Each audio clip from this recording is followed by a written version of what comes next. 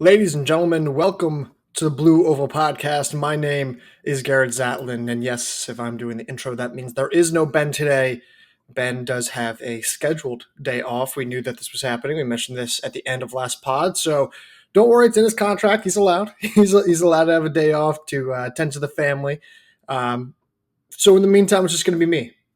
Sorry to disappoint all of you. I know.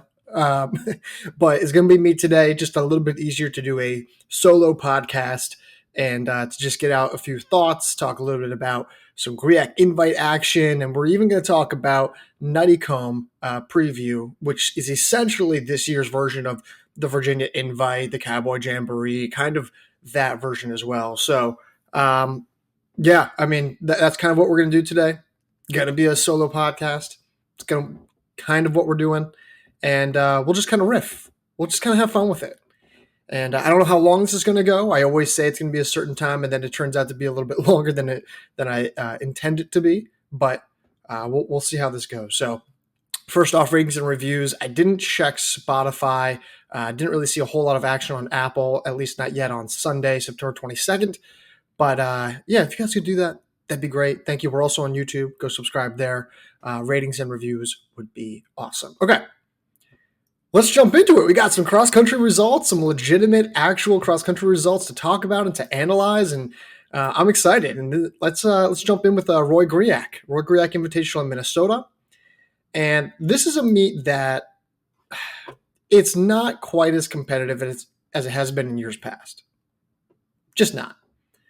However, there were some really fascinating results, some interesting results that I thought were worth talking about.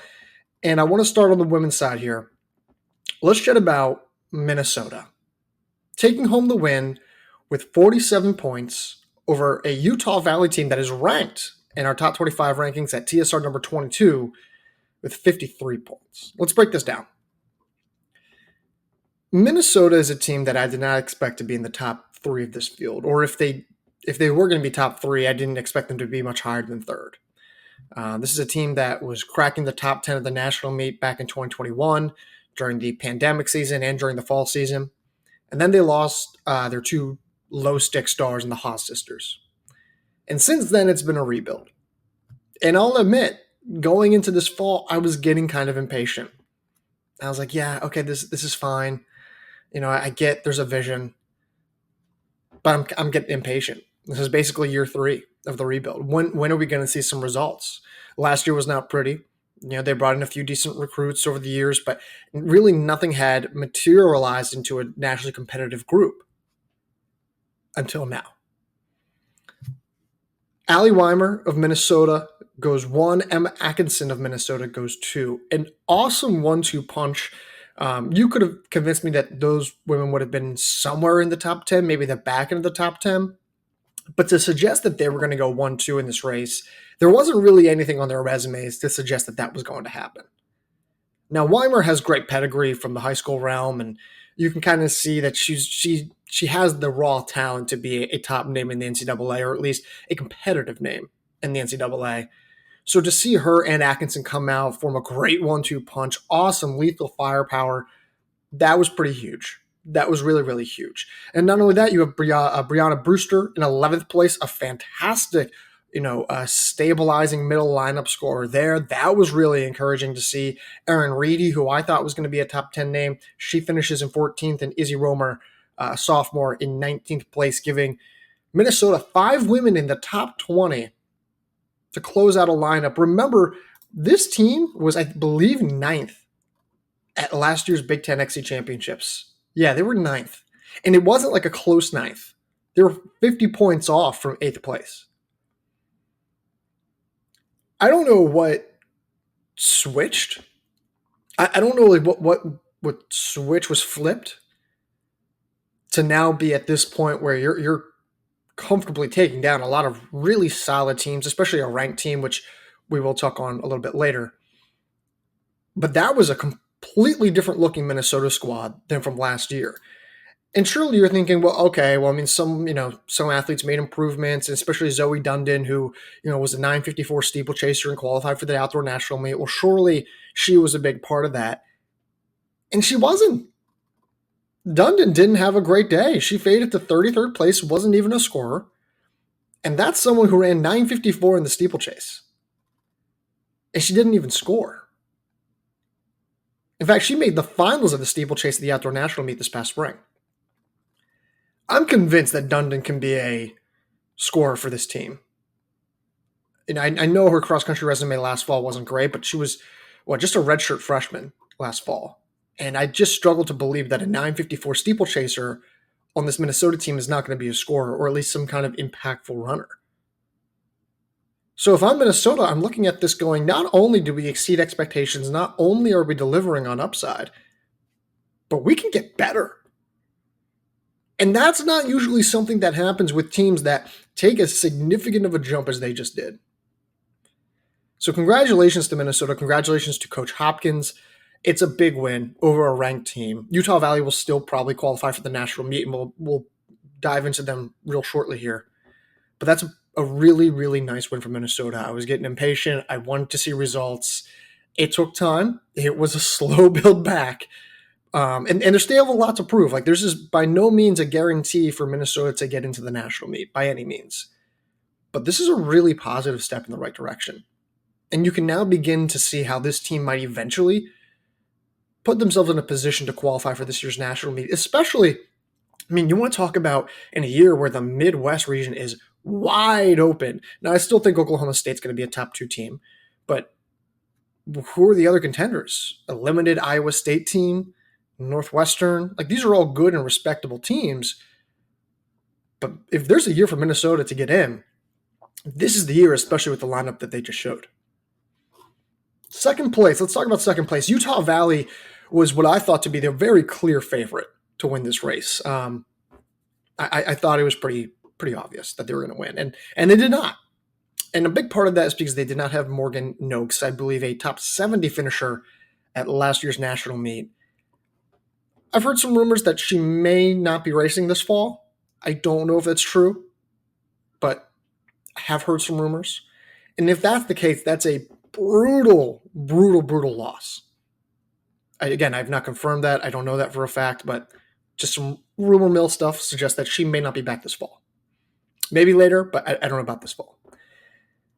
And if that's the case, that's a brutal loss. This team has a lot of good depth, but they need as much upfront scoring as they can possibly get. Which is not to say that they don't have low stick scorers or they don't have other women who are lead scoring caliber women. But you can see how in this field, in Roy Griak, if a team's having a better than expected day, you kind of need Noakes, and it showed. Now, they did have Kayla Odekirk, She had a really nice outdoor track season, really solid. She was dealing with some injuries previously. She gets 6th place. Oakley Olson, Anna Martin, fantastic middle lineup scoring at 9th and 10th place. Allie Warner, the BYU transfer, who is also a really solid steeplechaser. She gets 12th. Really gives Utah Valley a complete top 12. The challenge, though, is that the low stick scoring of Minnesota was simply too potent at that 1-2 spot. And that's ultimately what gave them the edge over Utah Valley. And Utah Valley's 5th runner, Julie Sumsian, got 16th place. She actually beat Minnesota's 5th runner. From a compact scoring perspective, Utah Valley was probably the better team. In fact, they actually had, of their 5 scoring spots, they won the 3rd, 4th, and 5th scoring spots. But it was Minnesota's low stick firepower that won out the meet. Now, the good news-ish thing, depending on how you interpret this, is that Ari Trimble faded a bit to 29th. Now, I know fading in a meet is not exactly ideal. I understand that. But we at least know that she's capable of more. Let's look at her resume from last fall. 127th at the national meet, which is not terrible, but not great, right? But 2nd at the WAC XC Championships, 23rd at Arteria Barrios. She was 6th at the gold race in Paul Short. 6 is a really good result. She went on to run 34:23 for 10,000 meters on the outdoor oval. She had a really nice season. I think she's better than 29th place at the Griak Invite. I think she's probably a top 15 name.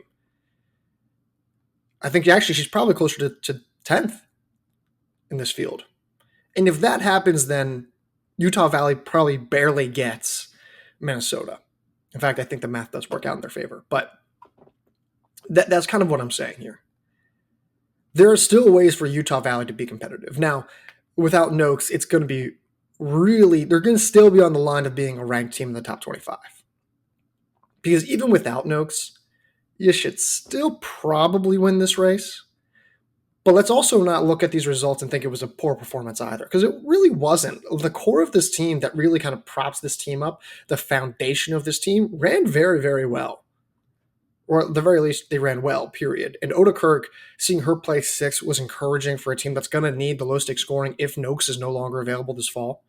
So across the board, I wouldn't panic if I'm Utah Valley. There's no reason to panic. I still see them being a national qualifying team. But yeah, still some wrinkles to iron out, for sure. All right, let's look at the rest of these results. Not a whole lot to talk about here. Wyoming women 3rd. Good. I think they were sneaky good. Colorado State, they just lose too much from last year. You lose Sarah Carter, Yasmin Ostrich. You lose one other name who I'm forgetting right now. Oh, that's going to bother me. I don't know who that is, but they lost one other name. 99 points, 4th place. There's only so much they can do. They need more help behind, and Petter, and Quinn McConnell. They need more help. Those two women were great, top 10 finishers, but they need more help. And then Ohio. Hey, shout out Ohio. 5th place. I'm sure our D1 writer Mike McKean would be very happy to see his Bobcats getting 5th place. Ohio State faltered to 7th place in this race. Don't look into this. Addie Angle did not run. Their top low-stick star. Daniela Santos had a tough day. Andrea Kuhn did not run, I don't think. And although Akimi Von Scher got 17th, which for a team that needs depth, 17th in this field is actually not terrible. So scrap this result. Don't look into this result too heavily if you're Ohio State, and just kind of move on for this. It's not anything to really look too deeply into yet. Let's go on to the men's side of the gold race here. Wyoming. I like Wyoming. I've said it in the meet preview, and I predicted them to win. They did get the win. 63 points to defeat a sneaky good Navy team that got 71 points. And I predicted Mason Norman, Riker Holtzen, and Jacob White to be top 10 finishers in this field individually. Maybe not in that order, but I did predict them to be top 10 finishers, and sure enough, they were top 10 finishers.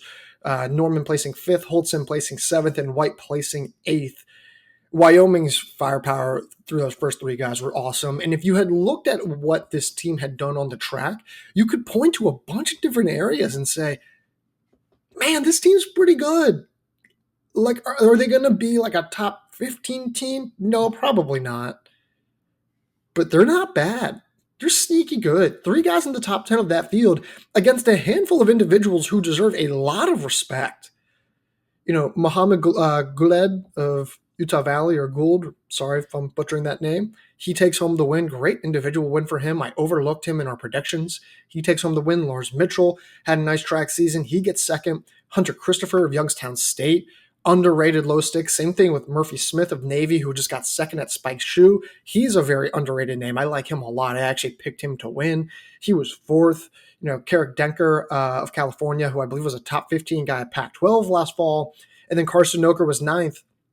I thought Carson Noker could have realistically won this race. And when you kind of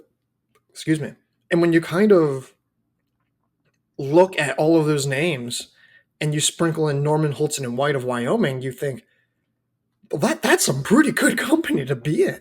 Like, these are all like very underrated names who I feel that at their best day, and admittedly, sometimes their best is not super consistent, but on their best day, those are very challenging names to defeat.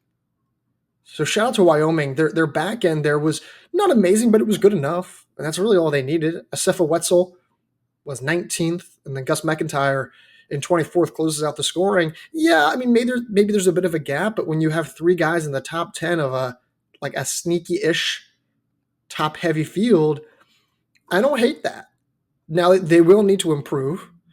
More established and more competitive teams, more proven teams will take advantage of those gaps in larger fields. That's going to happen. So If I'm Wyoming, I'd take this as a fantastic early season start. I'm excited about what's next. Joe Piani, I think, is going to be the perfect race for them next on their docket. And if they can run well there, then they'll position themselves well enough where they get to pre-nationals and maybe they make the top race. And if that happens, then all of a sudden you can start going down the list and going, oh my gosh, is this team going to have enough Colas points to get into the national meet? It requires some favorable projection. Don't get me wrong. But this is not a team I would take lightly when towing the line. I said that they could win. In fact, I picked them to win, and they did so in a really encouraging way. So shout out to Wyoming. I like Wyoming a lot. Navy, nice race for them. I still think they're underdogs to make the national meet. They got 71 points. Murphy Smith was awesome in fourth. I thought he could have won. Jackson Wynn of Navy got 10th place. Really solid 1-2 punch. Navy then goes 15, 16, 26 in the scoring. And it's not that different from what Wyoming had. I mean, Wyoming obviously has the better firepower, but in the grand scheme of things, like, it's about right. I don't really have a whole lot to say there about Navy. I think they're still underdogs to make the national meet. It's hard to envision a few scenarios and how that would work in favor of them. The Mid-Atlantic region's not great, but it's not so weak that I think Georgetown would be upset or Villanova would be upset for that second auto spot. You still have to go through Princeton, a Princeton team that many believe could probably get that second auto spot this year again. So we'll see what happens.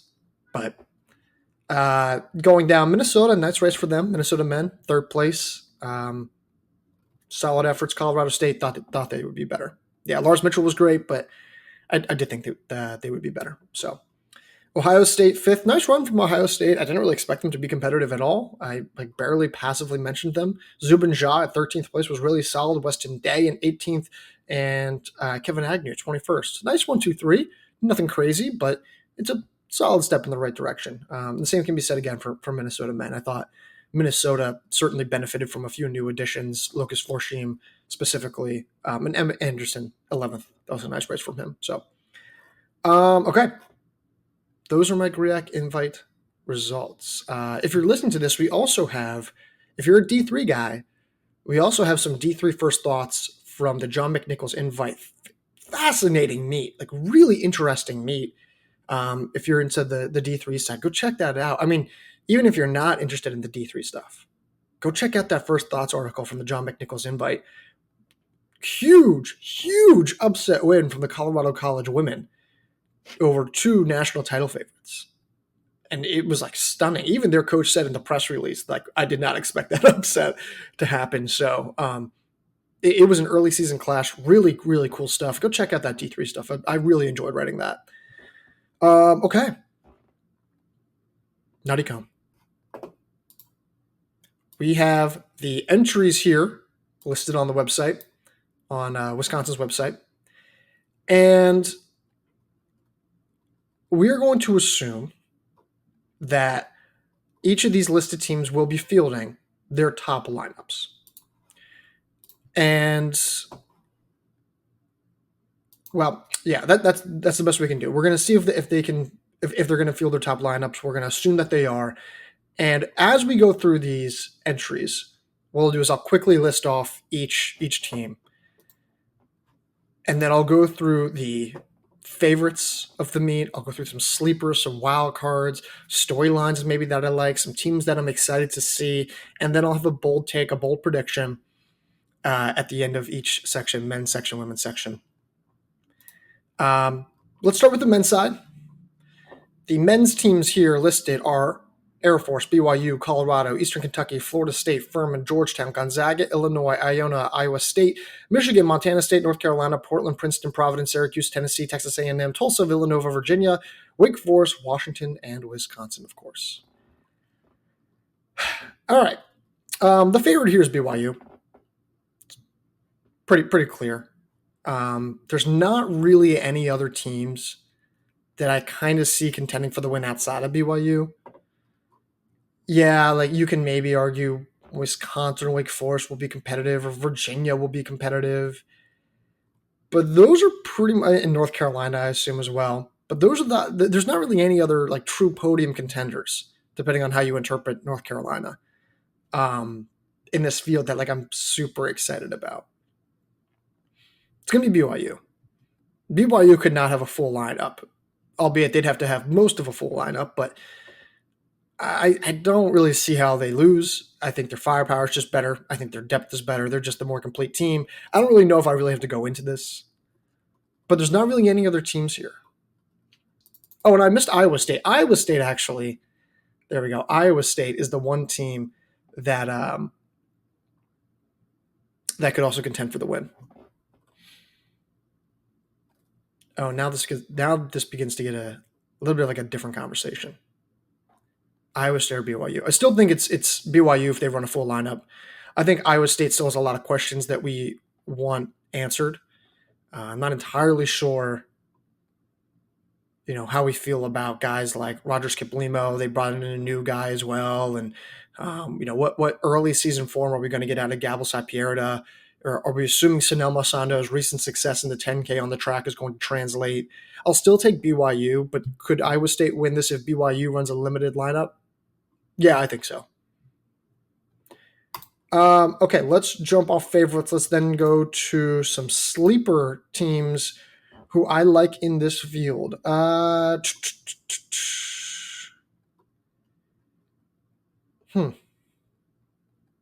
Sleeper teams. I'll go Villanova. I think they're a sleeper team. I think Marco Langon's going to be better than he was last year. He showed on the track that he's better. You still have Liam Murphy, who I think in this field, if you kind of look at some of the low sticks that other teams are going to field, I think that 1-2 punch can still stand out and be pretty competitive in a similar way that they were at the Virginia Invite last fall. It's the depth, of course, after them that I think we're really fascinated by. And maybe this more goes into like the storylines category, or a wild card category. But I still think that, with Devin Comer is going to be a little bit better than people realize. I think the youngsters, someone's going to pop, one of those younger international names who comes in with great credentials. I think that there's going to be enough there where Villanova is going to surprise some teams. I think they could be a top 6 team, top 5 team. And does that make them a sleeper? Is that even surprising to begin with? I don't know. I guess not. They were 16th in our preseason rankings, but yeah, I don't know. I think Villanova is going to be a little bit better. Other sleeper teams, I'm not entirely sure. I think Montana State is an interesting squad. It's kind of like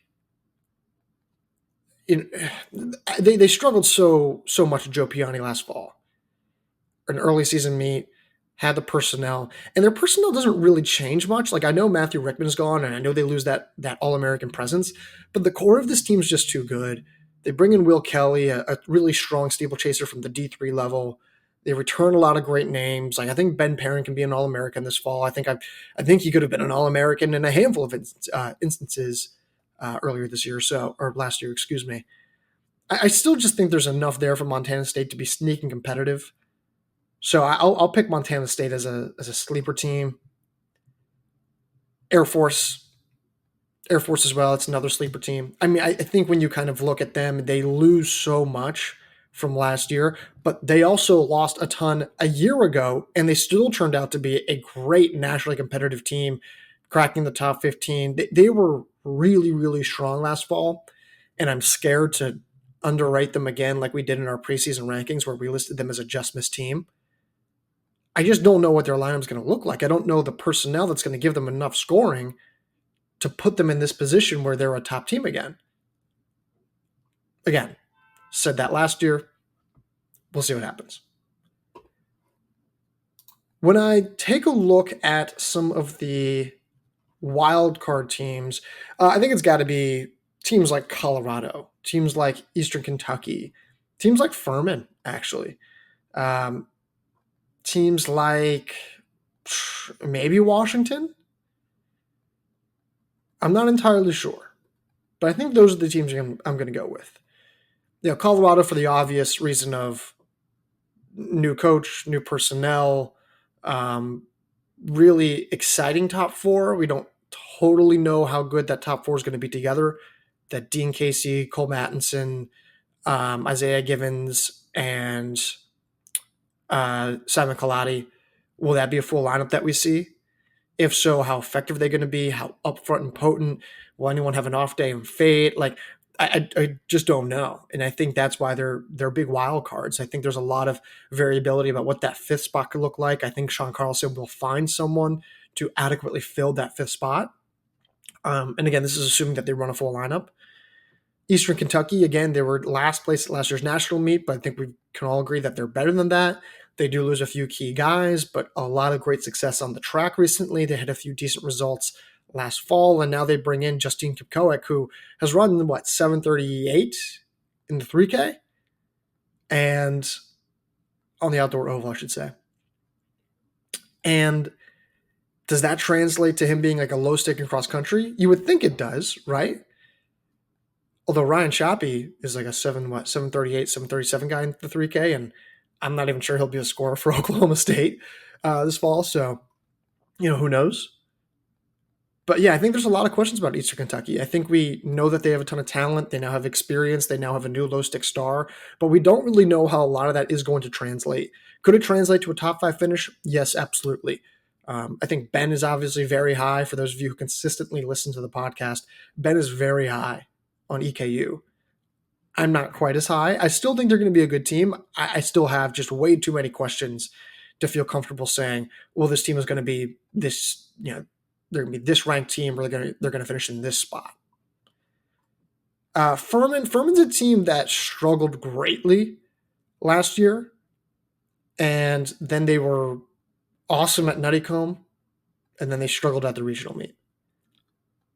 They bring back Dylan Schubert. They lose Cam Ponder. I want to say they lose maybe one other guy, but they bring back a really solid core, and a couple of really good young guys, and there's still the main nucleus of this team is still there. Dylan Schubert's awesome. He's a great low stick. I think he'll be great in this field. But I don't really know what I'm getting out of Furman. I think they're capable enough to be a national qualifying team and probably a top 20 team on a good day. But I just don't know what version we're going to get. I mean, we didn't really know what version we were going to get out of them last year. So I think Furman's a little bit of a wild card. And as I scroll down further to look at any other wild card teams, Washington, they're supposed to be a competitive distance program. I know they have a lot of investment into that 1,500 meter and mile side, but Evan Jenkins is going to be a really interesting telltale sign of how he'll fare throughout this fall, assuming that he runs. There's a lot of really strong younger guys. Will Nathan Green run at the beginning of the season? Probably not. He'll probably wait until the postseason like he did last year. So in the meantime, who steps up?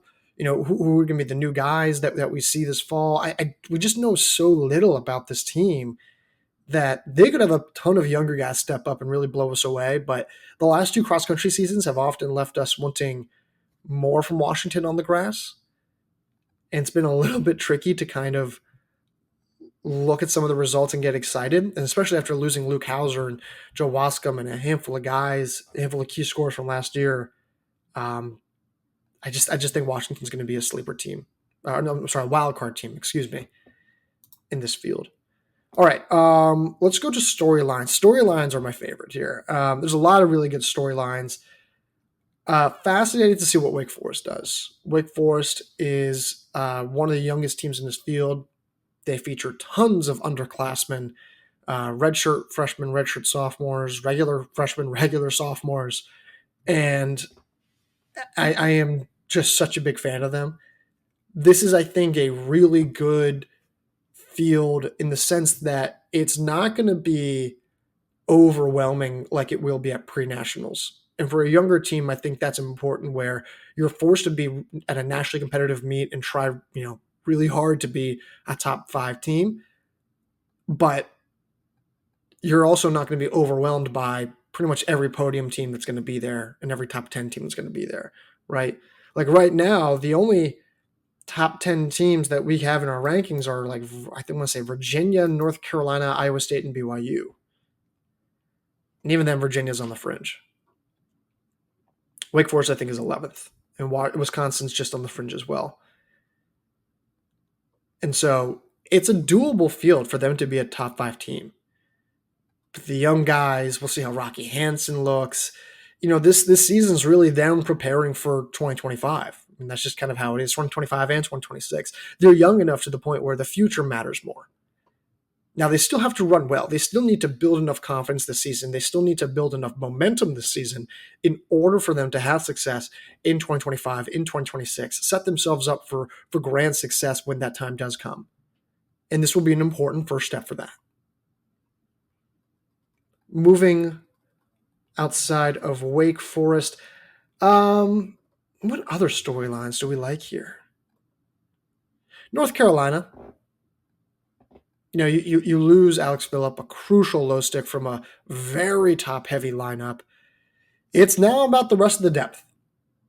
Last year was this team's best chance of being a podium squad. That does not mean that they can't be a podium squad this year, but the chances are stacked against them. The cards are stacked against them. They need the depth to step up. They need Max Murphy to look a little bit better than he did in that first initial rust buster. How will Will Coogan and Patrick Anderson, after that really severe car accident from over a year and a half ago, or almost a year and a half ago, how will they be able to rebound with a fresh season, new year, rebound a little bit in the spring, rallied back? How good are they going to be? Because if those guys are firing on all cylinders, this team's a little bit better. Colton Sands, what does he look like? I think we know that Parker Wolf, Ethan Strand, they're going to be a great 1-2 punch. Like, no one's going to be surprised about that. But it's the rest of this lineup. And the depth really hurt them at times last year. But I think it's going to be better. I do think it's going to be better. It's just a matter of how much better. I think that's the really big caveat there. All right, let's move off of that, and we'll do... Did I say storyline? Yes, the storylines. Excited to see. Yeah, I guess excited to see is still Wake Forest. Most excited to see them. I'll move off of that. We'll go to bold take, bold prediction. My bold prediction. May have walked myself into a corner here. I don't really know how many bold predictions I would love to make in this race here. I will say that Virginia men place second. Yeah. Virginia men place second. Again, still have a lot of questions about Iowa State. I think BYU runs away from this field, but I think Virginia places second. And I love what Gary Martin and Will Anthony can do. I think Nathan Mountain's going to be great. I think Justin Wackel looks healthy. I think he looks like he's going to be a top guy. I'm really excited about Virginia. I think they're going to be a really good team this year. They brought in Daly from Dartmouth, who had a really sneaky good pre-nationals race last fall. I just think all the pieces are there, and thought a few of those guys look good in their opening season rust buster. I know that doesn't say a lot, but I'll take Virginia. I'll take a fully stacked lineup. As long as Virginia runs a fully stacked lineup, which features Will Anthony, Gary Martin, Justin Wachtel, Nathan Mountain, Daly, and a few other back-end guys, as long as they run their full lineup, I will predict that they take second. Even though there are, BYU's ranked ahead of them, North Carolina's ranked ahead of them, Iowa State's ranked ahead of them. So yeah, I'll take Virginia second. All right. Let's go on to the women's side here. The women's teams: Boston College, Columbia, Florida State, Furman, Georgetown, Gonzaga, Illinois, Iowa State, Lipscomb, Michigan, Northwestern, North Carolina, Oregon State, Penn State, Portland, Providence, Syracuse, Texas A&M, Utah, Villanova, Virginia, Wake Forest, Washington, and Wisconsin. Interesting field here. The favorites are probably Washington, depending on how you feel about Washington. You could maybe argue Virginia as well. I know some people will almost certainly argue in favor of Oregon, which I respect. I will say this. I think we underranked Oregon in the preseason for sure. I remember doing the preseason ranking and just being like, this seems low. Seems too low. Now, do I think that they should have been ranked in the preseason coaches poll that they were? No. I do not. But I still just think there's a lot of questions. Like, I think there's no denying that Oregon has a ton of talent, enough talent to win this race, for sure. There's just way too many questions. So many questions. We don't know what Elmore's status is. We don't know how Ayildez will continue to fare over the longer distances. Victoria Patterson is no longer with the team. How does Mia Barnett do after not racing last fall? Anika Thompson, who I think we're excited about. How does she fare? There's a ton of different names. Sam McDonald and Delia Frias. Is Frias going to be available to run after sustaining some injuries earlier this summer, back in the spring?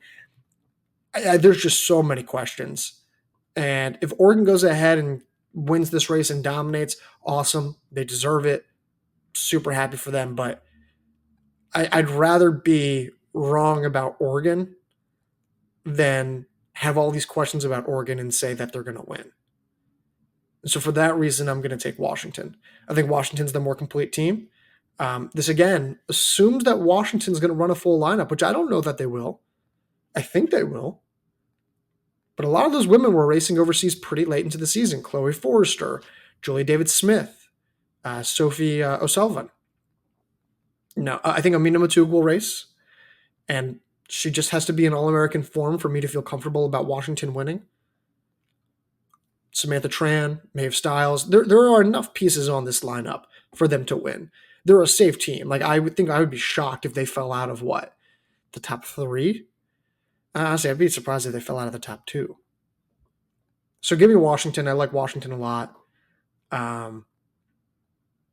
Yeah. Providence, I guess you could say. Yeah, I guess we could also argue that Providence and maybe even Utah as well, or maybe contenders. I think Utah is certainly going to be a better team. I just think other lineups are more complete, have a better mix of firepower and depth. But if Providence and Utah upset a Washington team or an Oregon team, would I be surprised? Excuse me. Would I be surprised? No, not super surprised. Maybe a little surprised, but I wouldn't be super surprised. I do think Utah is going to be sneaky good. Like, I think Utah is actually going to turn out to be a little bit better than we thought. I think we probably underranked them. I guess you could say the same thing about Lipscomb. Lipscomb's another team in that Providence, Utah territory there, where man, I'm excited to see what happens. Again, so I'll take Washington. Oregon could win depending on the day, and Lipscomb, Providence, and Utah scare me. They are one of those teams is going to have a way better day than expected, and they might even get second. Like, Utah's the one that probably scares me the most. Lipscomb, I struggle to see how they're going to have a bad day. I don't know how Lipscomb's going to run poorly. Providence probably has the most upside of those 3 teams, the Lipscomb, Utah, Providence trio. But I think Lipscomb's the safest, and I think Utah is probably the best bet to get second. So, those are the 3 teams that I would watch out for challenging like an Oregon or Washington in this race. Sleeper teams. Furman. Although I guess, you know what? I'll reserve them for wild card, and I'll explain that in a little bit. So I'm going to hold off on them. Let's go wild card for Furman, but we will discuss them later. Wisconsin's my sleeper team for sure. This is on their home course. I think Lindsey Cunningham's going to be really sneaky good. I think Leanne Wheeler-Miseg gives this team a nice 1-2 punch. The depth is better than I think people realize. They still bring back a lot of really solid experienced support scorers. I just like Wisconsin. I just think there's a lot to like about this team. I think they're going to be better than people realize. We have them ranked at 19th, but there's more firepower on this team. The depth has not, I don't think, fallen off in any dramatic way. So I do like them. Penn State's my other sleeper team. Anyone who listens to the podcast knows that I do love the Penn State women. I think Sophie Toti and Florence Caron are awesome 1-2. They were great on the track this past spring. I think they're going to be like 1-2 low sticks. And, I think Madeline Ulam, really solid middle lineup scorer. There's been nice developments at other portions of their lineup. I just like this team. I like this team a lot. I think there's a good chance that they crack their 7th or 8th. And I don't know if that's like a hot take necessarily. I don't know if I'm really saying anything too crazy. I'm also just realizing this now. Georgetown. I didn't mention Georgetown. Yeah, Georgetown's probably got to be part of that. Those teams in contention to win. You think that because I have the teams in front of me that I would know which teams I'm going to talk about, right? You would think. Yeah, Georgetown's the other team that I think, going back to the favorites, I think they could win. In fact, I'm quietly getting really close to thinking that maybe they could. Washington or Georgetown, that's going to be a coin flip, I think. Again, if Oregon's healthy, then maybe throw in Oregon there too. If Washington runs a full lineup, I'll still take Washington, but like I'm not. It's going to be close. I think Georgetown, if Georgetown's top 3 runs well, they have a shot at the win. Go check out the preview. You know what? I'll leave it to you guys. Go check out the preview to see who I choose. Or maybe someone else chooses. I don't know who's going to write that article yet. Georgetown and Washington will probably be my coin flip. Yeah, sorry, Georgetown. Almost forgot about Georgetown. That 1-2-3 punch of Riggins, Scrimger, and Jinx could be scary good. Scary good. I like this field a lot for the women, more so than I do the men. This is a really nice field. Yeah, so Wisconsin, my sleeper team. As I kind of go through the list, Penn State, my other sleeper team. Yeah, North Carolina. I don't think they're a wild card. I think they're a sleeper team. They struggled last year. People weren't available. Certain runners didn't run well. I thought their early season rust buster was encouraging. I like North Carolina. I just struggle to believe that they'll be any worse than they were last year. I think they're a national qualifying team. Are they a podium team? No. But if this team cracked the top 10, I don't think anyone should be surprised. I like Bryn Brown and Kelsey Harrington and Sierra O'Shea and Kleinbell and Fatima Alanis. Like, you know, at the best version of that lineup, there's 3 All-Americans. So I just refuse to believe that North Carolina is not a good team. I refuse. I believe they're a good team. And so therefore they're going to be a sleeper team, especially after how last fall went. Wildcards, Boston College. They're supposed to have Alex Millard, who instead went to Providence. They lose a few key pieces, but not enough to not be competitive. Does that make sense? I like Boston College. I think they're going to be a decent team. I think they're going to be pretty similar to last year, and as in they'll make the national meet. But how close to the top 20 they'll get, I don't really know. I do think some of them are going to be improved. I do think there's going to be new additions that we don't know about. We're going to really step up in a pretty significant way. So I like Boston College as like a wild card, as in they could kind of go a little bit of any direction. Other teams in terms of wild card status. Yeah, Furman. That's right. Almost forgot. Furman's my other team. And really, there's really only one aspect of the wild card for them. And that's Bethany Graham. They're a 2-time All-American on the grass who has been dealing with some injuries, availability. She raced this past spring. It wasn't exactly super encouraging. But let's assume she's back. How good will she be? If she's at the top of her game, this lineup's going to be like 7th. They'll be 7th this weekend. And I would be very, very scared of a fully stacked, healthy Furman lineup. This is going to be a good team. So I'd say Furman's my other sleeper team. It really, wild card team. It really just comes down to Bethany Graham. All right, let's see. What else do we have here? Storylines to watch. I think, we already talked about it a little bit with Oregon, the health, the status. What does the lineup look like? Who's going to step up? I think we just have no idea what that's going to look like for Oregon this right now. Furman, the Bethany Graham thing, as I just mentioned, Georgetown's new additions, which Georgetown's lineup going to look like. The revival of North Carolina. Are we going to see the revival at all? Providence's new pieces, how will they, come together? Is Texas A&M? I think this is an interesting race for Texas A&M after qualifying for last year's national meet. Are they going to be competitive in this field? I gotta be honest, we're not super high on Texas A&M. They have some pieces, but they benefit from being in the South Central region. And I think this is going to be a good opportunity for them to say, hey, we're competitive and we deserve to be, at these kind of meets. Let us show you.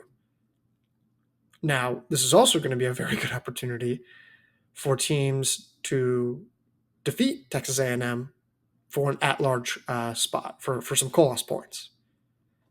So Texas A&M is probably going to have a target on their back.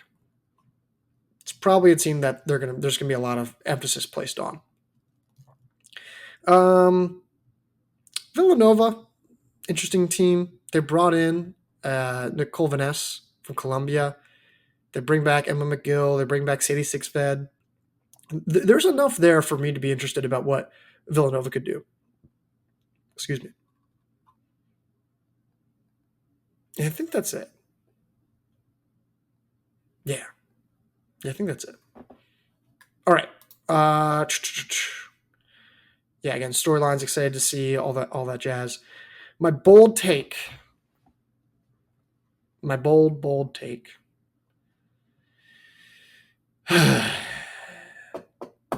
This is going to be tricky. I think Lipscomb is going to put all seven of their runners in the top 50. But they will place no higher than 4th. That's my take. I got to be honest, I haven't really done the math on that. But I think that feels right.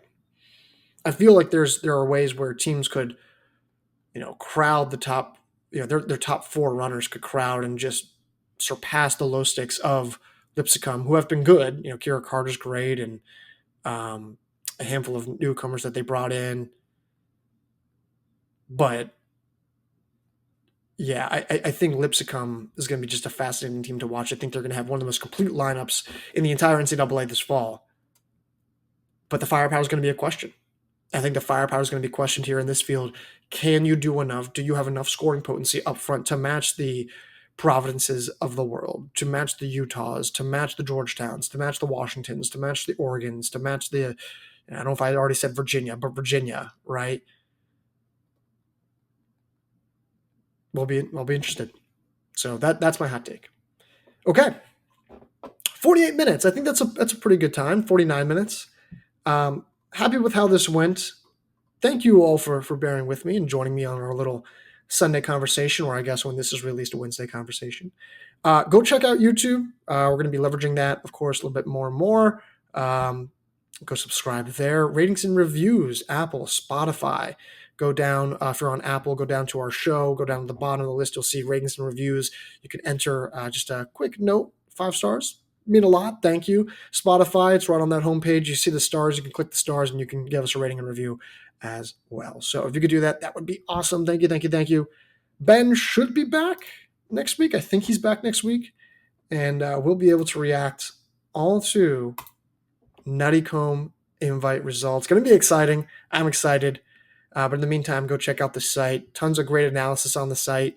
For the Roy Griak, for John McNichols. We'll do a little bit of D2 action, a little D3 action later this week. Of course, going to have previews and predictions for Nuttycombe, of course, where I will probably put in my official predictions, or whoever does the preview will put in their official predictions. And that's it. Thank you all. That's all I got, and I'll talk to you guys later.